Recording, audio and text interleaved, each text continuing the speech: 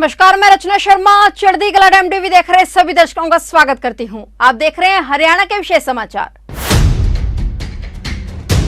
हरियाणा के मुख्यमंत्री मनोहर लाल ने नागरिकों से आह्वान किया कि आज के समय में पानी की उपलब्धता, मांग और जरूरत हेतु जल बचाने सहित पानी के सही उपयोग की ओर ध्यान देने की जरूरत है। हम सभी का दायित्व बनता है कि जिस प्रकार हमें विरासत में हमारे पूर्वजों ने पानी दिया है, उसी प्रकार हम भी आने वाली पीढ़ियों को विरासत में जल दें। इसके लिए पानी बचाना ही एकमात्र उपाय है और यह जन भागीदारी के बिना सफल नहीं हो सकता। इसलिए सरकार के साथ साथ नागरिकों को भी इसमें सहयोग करना होगा और अपने स्तर पर पानी बचाने की मुहिम को मिशन मोड में लेना होगा। मुख्यमंत्री मनोहर लाल ने ये शब्द पंचकुला में हरियाणा जल संसाधन प्राधिकरण द्वारा आयोजित 2 दिवसीय जल संगोष्ठी अमृत जल क्रांति के उद्घाटन सत्र को संबोधित करते हुए कहे।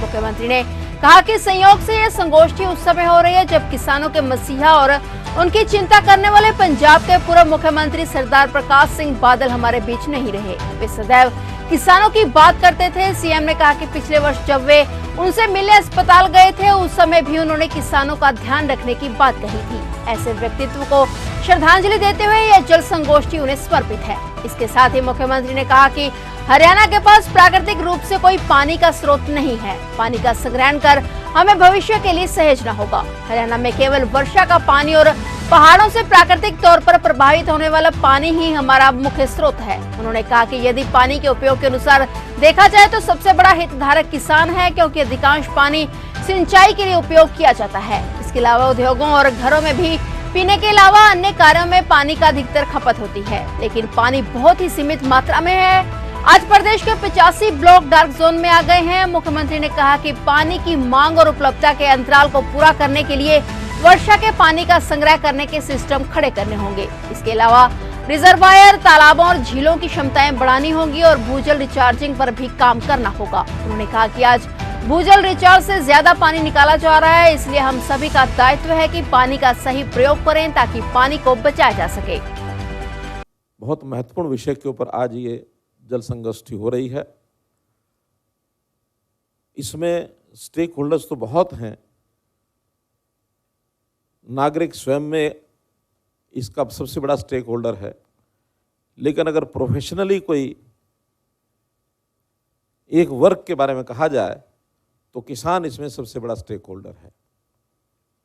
किसान अन्न पैदा करता है, अन्न देश के काम आता है, समाज के काम आता है, पानी भी हम सबके काम आता है।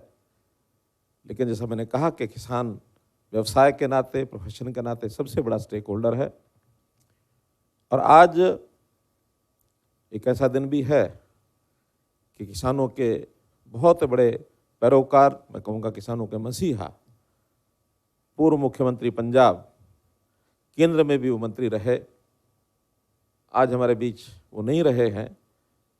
मुझे अचानक याद आया कि पिछले जून में वो अस्वस्थ हुए, इसी प्रकार से अचानक ज़्यादा ही अस्वस्थ थे, तो मैं अस्पताल में उनको पूछने के लिए गया।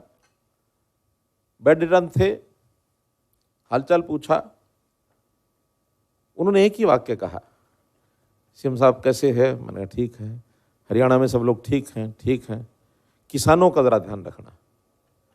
यानी ऑलमोस्ट ही वॉज बेड रिटन। जैसे अभी स्थिति रही उसी प्रकार की स्थिति उस समय उनकी बन गई थी, लेकिन ऐसे अवसर पर भी उन्होंने किसानों को याद किया कि इस किसानों की चिंता करना। तो मैं समझता हूँ आज की इस जलगोष्ठी संयोग ही ऐसा है, आज का दिन वो हमारे बीच में नहीं रहे, तो मैं तो चाहूँगा कि ये जो जल संगोष्ठी है ये उन्हीं को समर्पित की जाए। पानी ये हमारे लिए अमृत है। पानी हमारा, जल ही जीवन है, जैसा कहते हैं हमारा जीवन है। पानी के बिना कुछ नहीं है। शायद कुछ समय तक अन्न के बिना व्यक्ति रह सकता है, लेकिन जल के बिना नहीं रह सकता। जल उसका एक प्रवाह है, उसका एक साइकिल है, प्रकृति का साइकिल है। उसमें जल की हमको प्राप्ति होती है।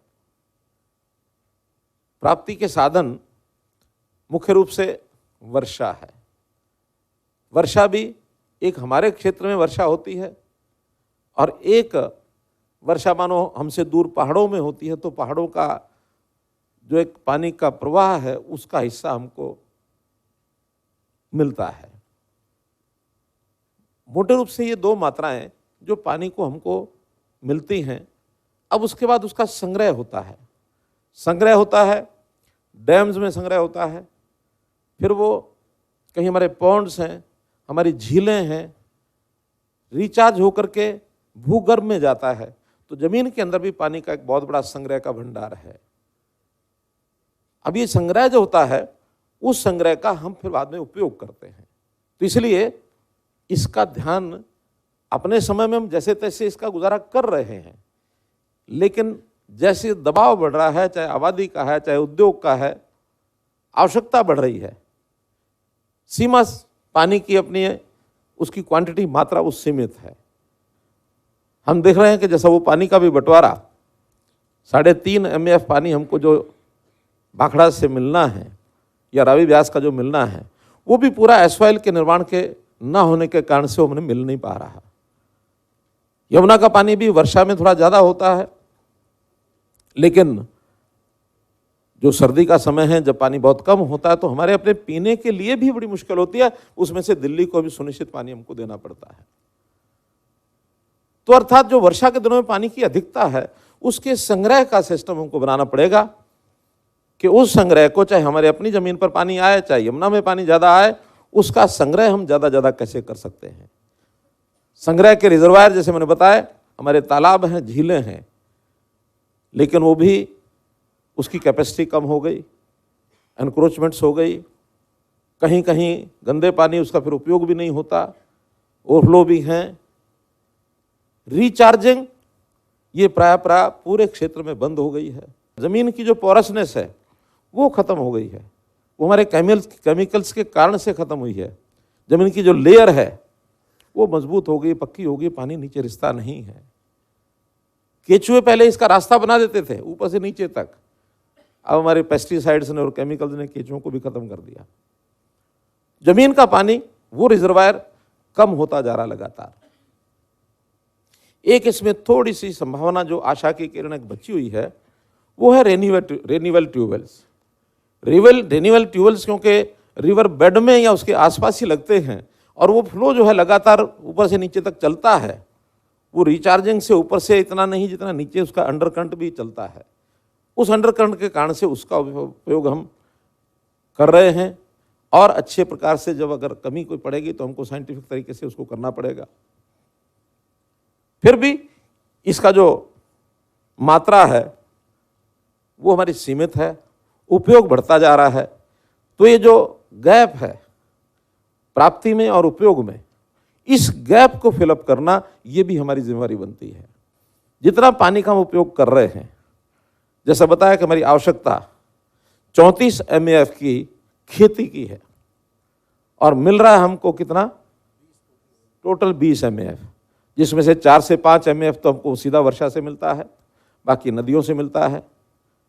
जितना जमीन में पानी जाता है उससे ज़्यादा हम दोहन कर रहे हैं, 139% दोहन कर रहे हैं हम, जो कि किसी भी एरिया का सर्वाधिक दोहन का एक पैरामीटर है। हमारे ब्लॉक्स डार्क जोन में आते जा रहे हैं।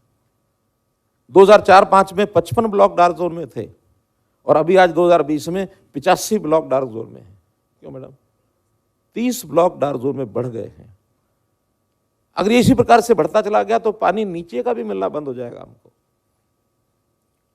तो इसलिए ये पानी की प्राप्ति नदियों से चाहे मिले, वर्षा से चाहे मिले, उसको संग्रह करना, फिर उपयोग करना, उपयोग के बाद अब जो विधाएं आ गई हैं नई, उसमें उसको ट्रीट करना। ट्रीटमेंट के ऊपर भी हमको उसका पूरा उपयोग यानी पूरा ध्यान करना पड़ेगा, ताकि ये ट्रीटेड वाटर बहुत से क्षेत्रों में इसका उपयोग कर सकते हैं। अगर हमारी प्राप्ति 20 MAF की है और हमारी आवश्यकता 34 MAF की है, तो ये 14 MAF उसी 20 को अगर रिसाइकल करके हम पूरा कर सके तो वही एक रास्ता है, और कोई रास्ता नहीं है। पानी बना नहीं सकते हम, बिल्कुल नहीं बना सकते। फिलहाल हरियाणा के विशेष समाचारों में इतना ही, और नए समाचारों के साथ फिर से हाजिर होंगे। तब तक के लिए देखते रहिए चढ़ती कला टाइम टीवी, और अब मुझे दीजिए इजाजत। धन्यवाद।